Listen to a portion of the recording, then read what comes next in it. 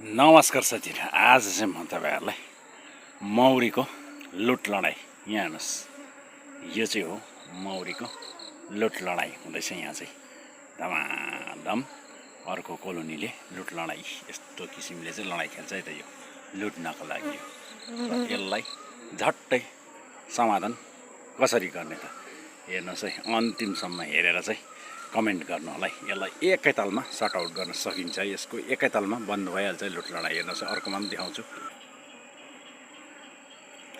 यहाँनिर हेर्नुहोस् है त, अब यो लुट लडाइँ म एकैतालमा खतम गरिदिन्छु। यहाँ हेर्नुहोस् है साथीहरू, भन्नुहोस् है, कमेन्ट गर्नुहोस् है।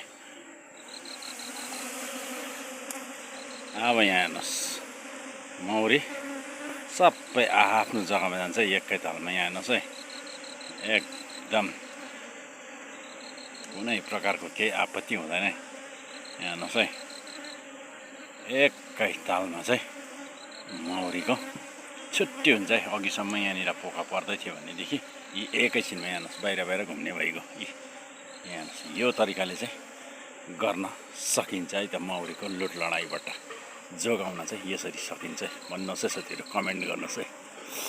साथसाथै च्यानललाई सब्सक्राइब गर्नुभएको छैन भने सब्सक्राइब पनि गर्नु होला है।